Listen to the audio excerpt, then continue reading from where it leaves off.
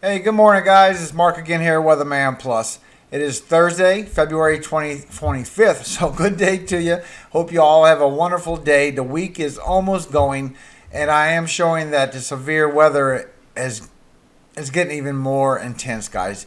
And not only that, the flooding has expanded, and now all these rivers are on the verge of flooding, if not flooding already as it is.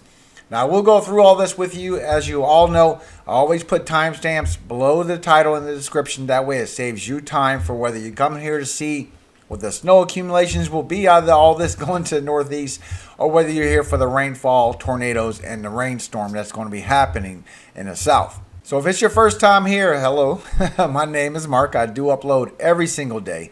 So please hit that subscribe button so you don't miss any alerts, because I like to go in depth with my information. That way we know exactly what's going on. Now, we'll come back to this in a few minutes. Like I said, if you want to go straight to this, the links are in the description. But I want to show you exactly how all this is coming to be, how all this is coming to fruition. It is going to be some severe storms. There's going to be tornadic activity that is possible in a lot of these areas that we need to watch out for. The video right above my head is your storm relative helicity. This lets you know when you have kind of like a corkscrew effect going on, where these thunderstorms are getting even more intense. But even more than that is where you can get to updraft, where we can have problems with tornadoes coming from these severe weather as well. Best way to look for tornadic activity with severe weather is with the helicity and the CAPE values, guys. You put those two together and you can pinpoint the very bad areas of where this is going to happen. And the video on the very top above my head shows you everything as far as these storms coming all the way across from the south, and as they move up into the northeast, and you can see the transition from snow to rain. But I do have both of them so you can see as much information as you can about what I'm talking about. So let me walk you through this weather that we're about to have in the south, guys. And if you've never been here before, if you look between those two videos above my head, you'll see the date and the timestamp of what I'm showing you. Tonight, going into Friday morning, and you can see that the storms is already building up. There's going to be very heavy dew points. There's going to be a lot of lift, and there's going to be problems with tornadoes. And as you go a little bit further, you can see that the storms is starting to spread out all across, all the way to Alabama. This is by midnight tonight, Central Time. And these storms are really starting to drop some rainfall. You're going to see some lightning in a lot of these storms. But there will be tornadoes that be coming with this system as it moves across Texas and Louisiana, even parts of Arkansas. And just an update on the cold weather, guys. I am showing that we still have, according to the Arctic Oscillation, the AO, around March 2nd, March 3rd, we still have that cold air that will be protruding down. And now it's showing a little bit further in -1. So it is showing a little bit further than last time. Not much, but a little bit. And it's still showing the Arctic blast that'll be coming down a little bit for the 11th. But it's not going to show that it's going to be as cold as the one for the 2nd and the 3rd. And the EPO, which is the Eastern Pacific Oscillation, which is our jet stream on the west coast, actually does show that around the 2nd there's an extreme dip in the jet stream, and it's going to be going a little more to a trough than a high ridge, and then it's going to go immediately towards a high ridge right after. So there is going to be an anomaly that's going to come down and affect the southwest, as well as a deeper one around the 6th and 7th. Y'all know about these. It's the 3rd, the 7th, and 11th. I'll go through that another time. Let's deal with the one that's close now. And the GFS has updated, and it is going off the charts, showing that the one on the 11th is going to be a really big trough on our EPO, which means a big trough on the western side of the U.S., and then the storms can head south. The storms and the temperatures, if there's any Arctic air coming into that high pressure system, that it can reach very far to the southwest. So it will start getting cold again down there. And this is your shot from your winds at the 200 millibar level, showing that jet stream does do a bend on the 2nd, and it goes into the 3rd to a deep trough instead of staying on a high ridge on the west coast. So this Arctic air will still be moving. I am showing it is still coming, guys. And also that there will be also that deep trough that will be on the EPO that's on the west coast for the 11th as well. So these are still showing, just for a quick update for you. Now the AO, the Arctic Oscillation, isn't showing that the one on the 11th is going to be as potent with cold air, even though it will go into a deeper trough with the system. But the one on the 3rd is showing it's still going to bring that Arctic cold air. It's still going to keep a lot of people in freezing temperatures and well below freezing temperatures with the wind chill. And here's a closer look at the 850 millibars, which is about 3,000 to 5,000 feet above surface. And you can see all the cold air that is coming into that deep trough around the 11th. So it is still showing that cold air as well. And here's the one that's on the second with the cold air mass that's going to be moving to the southwest as well. And it will bring some cold temperatures to people. Once again, here's a look at the 850 millibar level. You can see the system coming in with cold air. And by this time, the temperatures in the west will be in the 30s for a lot of people. Higher elevations will be in the teens and the single digits. But it's also bringing 30-degree temperatures, even freezing, below freezing temperatures to northern Texas, even for New Mexico and northern Arizona as well. And with the wind chills, it's going to put a lot of Texas below freezing temperatures, as well as New Mexico, the whole southwest, northern Arizona. Now, I'm not going to follow this in, guys. This is going to be for a later time. But I'm still showing this is still coming. So I just wanted to give you an update on that. As well as the very cold temperatures in the northeast. I'm still showing that it's way negative temperatures. And it's still in Maine up to negative 30 degrees with the wind chills. So it's going to be very cold for a lot of people in the northeast when this happens. I will update this another time. Today, I just want to talk about the severe weather and these possible tornadoes. As we get into 3 o'clock in the morning for Friday for the Central Time, you can see the severe storms is really starting to ramp up now. It's starting to spread out all the way across to Alabama. It's even going to start heading towards Arkansas and Tennessee soon. But it's still all the way in Texas as well. This is a very long line of severe storms. It's because it's getting blocked by this high pressure and it's just stopping it from going north. So it's going to build up before it finally does go to the north and northeast. But there will be problems until it gets let go to go up there. And the whole morning it's going to track all the way to the south and southeast because it's staying blocked. And all these storms, all these problems, all this rain, all this potential tornadoes will move east with it. And by 9 o'clock in the morning on Friday, it already moved all the way from Texas, and Texas is getting less at this point, at least for this time span. And it's reaching all the way to South Carolina now. It's been all in Tennessee now, and it's reaching towards South Carolina and North Carolina. With the severe side on the south side, so it'd be from South Carolina all the way to Louisiana, still with severe storms. And after traveling all day, well, all morning Friday, and by the time noontime comes, it's going to be well over Georgia and South Carolina with the severe part of the storms. But you still have all this rainfall that's happening, so it is going to be a flooding issue. And the stages of these rivers are already on the edge, if not over already. I will go over that as well. And then into 3 o'clock, 4 o'clock in the afternoon for the East Coast. The severe storms are still there for Friday, but now it's starting to get mixed precipitations, getting freezing rain because of the temperatures in northern mid-Atlantic and the Northeast. People will see snowfall, then they will see rain as all this warm dew points and warm temperatures goes up towards the Northeast. So I did make a video on that yesterday, so please check that out if you want to see what the impacts and the outcome will be on that. This is mostly going to be about the severe storms. And it's going to stay in the South Carolina and North Carolina all the way to 6 p.m. for Friday. And what's making all these storms get like this is because all these warm dew points are getting pulled up it's going to go way high, guys. But all these warm dew points are getting pulled up, and warm air creates lift. So it has to go somewhere, and it has to go up. So now then that's where the storm relative helicity comes in. You can see which way the updraft is coming with these storms, and you can see where the most severe part of the severe weather will be. I'm showing there's going to be very large hail, and there's going to be multiple locations that need to watch out for possible tornadoes. And these dew points are already starting to get pulled up into the deep south already. This is as of 6 o'clock this morning. It's getting the atmosphere very thick and very wet with all this warm moisture and all these warm dew points. And now it's going to create lift and create these storms. And by tomorrow at 6 a.m., you can see that it's already starting to rise up in the deep south. It's starting to go all the way across. It's even reaching over Florida and Georgia now, getting pulled up with heavy dew points. The whole south is going to be covered. And then you go 24 more hours by Saturday by 6 a.m., you can see how high these dew points are pulling up. They're pulling very high in the Mississippi and the Alabama, and these storms are just ready to go to the northeast as soon as the high pressure lets it go. And right around this time, the high pressure gets back enough to where it starts going to the northeast. And that's where you're going to get the snow, the freezing rain, and the warm temperatures as well. 3 p.m. Saturday afternoon, It's well high dew points. The deep south is just covered in it. It's going to be sticky. It's going to be a lot of humidity down there. I was raised down there. I know how this is. I mean, literally, you go out to the bus at 7 o'clock in the morning and you sweat down here in the south. That's how it is. It's not cold at all. It's very humid. But this is getting pulled up to the northeast, and you can see the temperatures are well into the 40s, guys.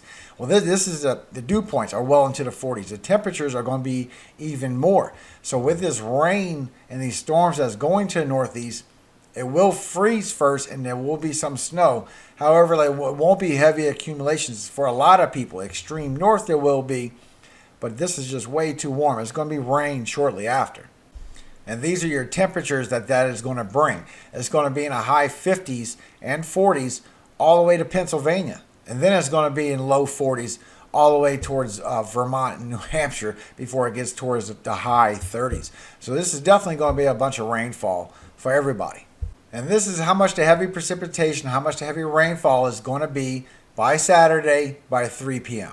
So just within the next 48 hours, it's definitely going to have anywhere from 2 to 3 inches of rainfall from eastern, northeastern Texas all the way across. And it did move some. It did lower a little further south. I knew it would. Anything that's always too far does move a little bit. It even shows almost a chance for 4 inches of rainfall in southern Arkansas. Heavy amounts for 2 to 3 inches as well for Mississippi. Also 2 to almost 3 inches for Alabama. Northern, of course. Northern Georgia, you're going to get 1 to 2 inches. And upstate South Carolina got the worst of South Carolina of a little over 2 inches. But northern South Carolina will be the heaviest for the rainfall. And, of course, showing that it's still stretching across Tennessee. And now it's going into North Carolina, Virginia, some of Kentucky. This is only the first 48 hours. So I started looking for your CAPE values and matching it with the helicity to see when the worst time could be for these storms and see when the best chances for tornadic activity. I'll show that around noontime on Friday is when the CAPE values start getting a lot of changes. Is when the helicity starts getting a lot of updraft, and there is going to be problems with a lot of large hail as well as tornadic activity. And all this dark gray here is very severe storms. Just so you know, there will be a lot of severe weather just because you don't get tornadoes or large hail. There'll be severe weather also as the minor. Like just showing right here for Louisiana, you're only in the marginal with the severe weather, and you still have a chance to get anywhere from 1 inch to 1.75 inches significant hail. And that's only in the marginal. It has way more room to get way worse. Now, in southeast Texas right here, you have a very chance for very severe weather as well as very large hail.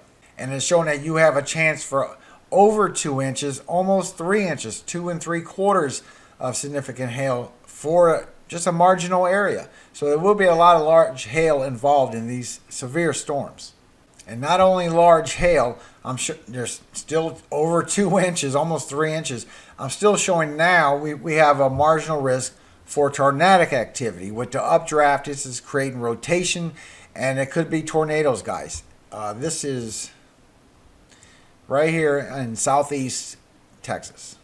And as the day goes along, around 3 p.m. Central Time for Friday, these severe storms will start stretching across the deep south, all the way across to even Georgia over here and even Alabama. And it's even showing that Alabama has a chance for over 1 inch size hail out of this severe weather. I mean, this is very severe weather that they will be having. And around noontime for Friday, the 18Z, you can see the severe storms is going all the way up into northern Texas at this point. And all this CAPE values is stretching all the way across the deep south. It's very strong severe weather. And all these storms, especially for Louisiana, there's going to be a lot of large hail. This is over 2 inches of possible hail that's coming out of these storms.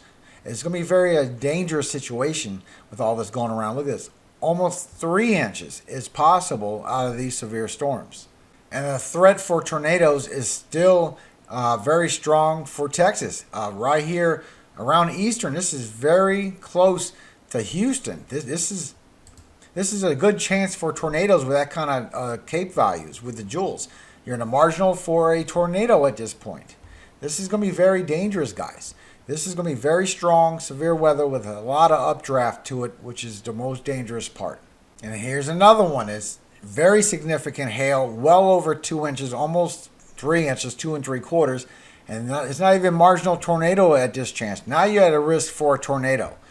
This is a little northern for Texas, but you can see how strong the Cape values get. And then with the wind shear and the helicity, it's going to be a lot of updraft, a lot of rotation. Watch out for tornadoes, especially around Houston. And as you go into Saturday, 3 p.m. on Saturday, very strong Cape values at this point. You still got the tornadic activity possibility, and you still got very strong storms for Louisiana that's going to be moving towards Mississippi. Very large hail with all this. Over 2 inches, very good possibility, almost 3 inches.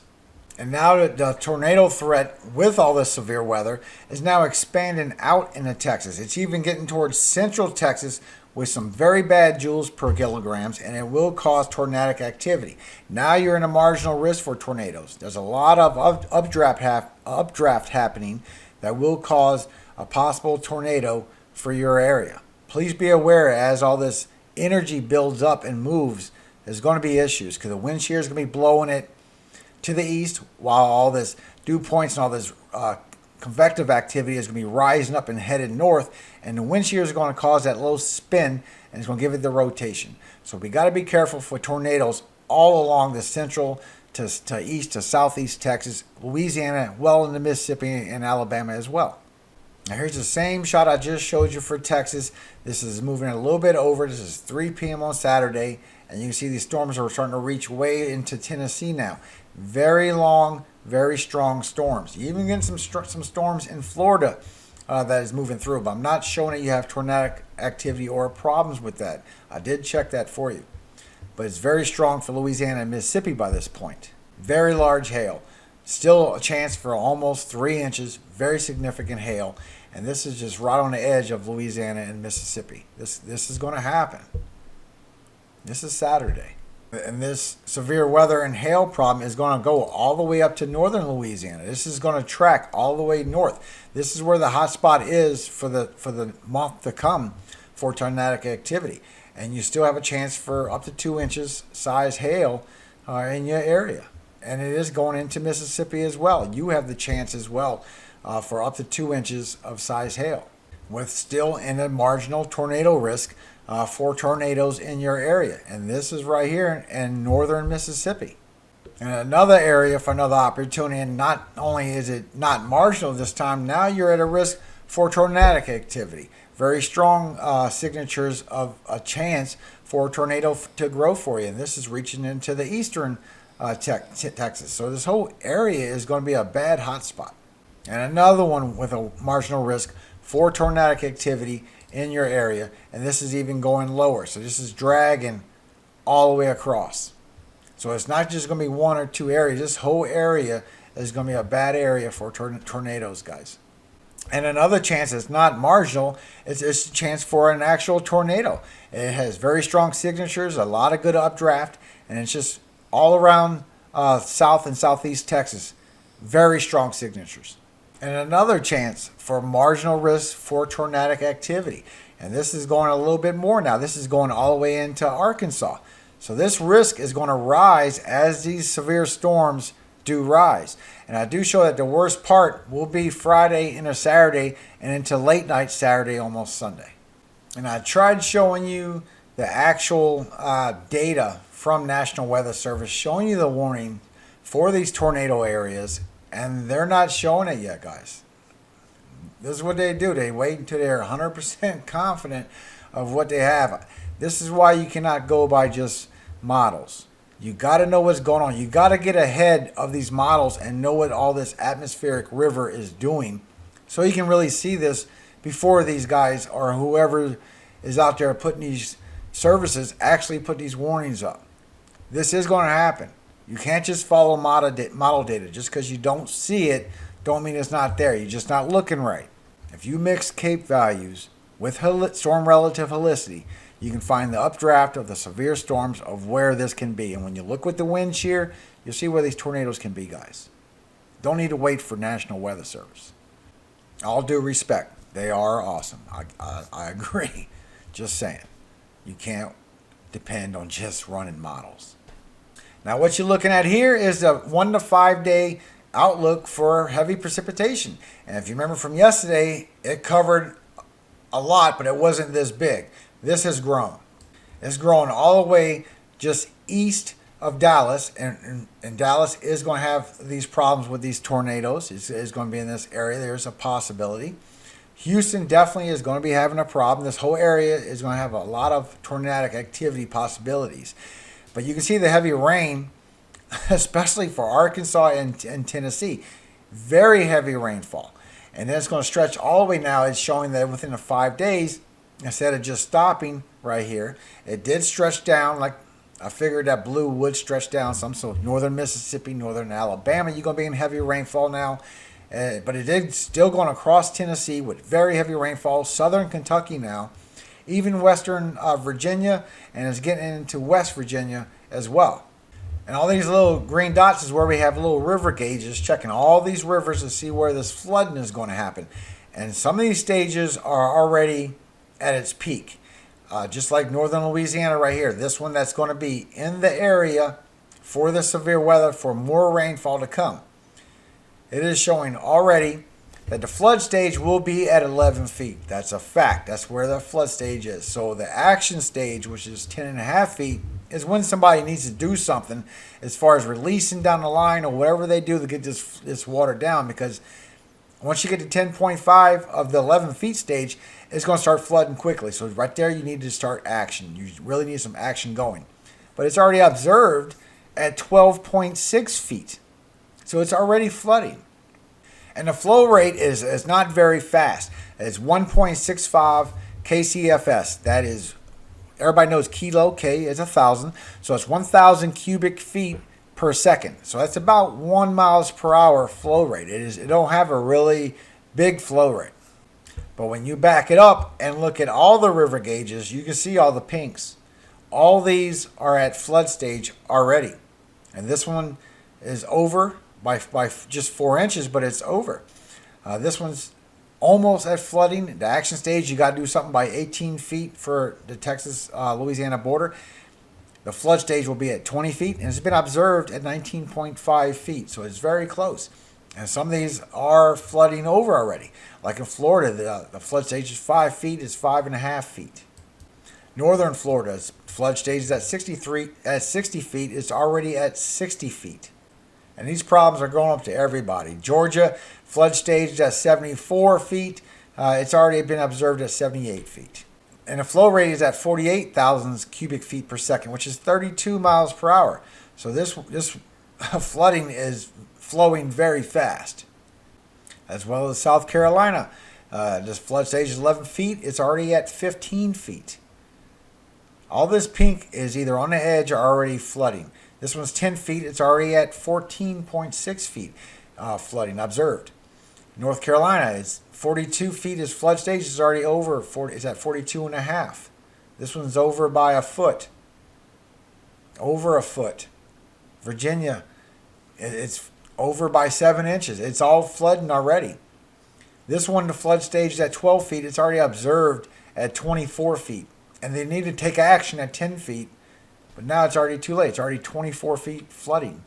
And all this rain is going to be coming towards all these floodings and all these canals that are already having problems. And it's going to add more. And just to be thorough, Utah around the edge of Wyoming, your flood stage is at 5 feet. It's actually observed at already over 10 feet. Idaho, your flood stage is at 4 feet. It's already observed over 11 feet. So everybody's flooding, especially from all this snow melting, is causing a lot of issues as well, guys. Upper Michigan, its flood stage is 17 feet. It's already at 32 feet. So there's a lot of flooding. Now I'm going to load up the models for you so you can see this actually in action. You can see this is actually a dense fog advisory down here in southern Louisiana. But all these blue sections that you see here, these are all flood warnings. Every single one of them is all flood warnings. Even up here in North Dakota, you got a red flag warning. You have high wind warnings for Wyoming, also for Montana. You also got an avalanche warning for western Montana.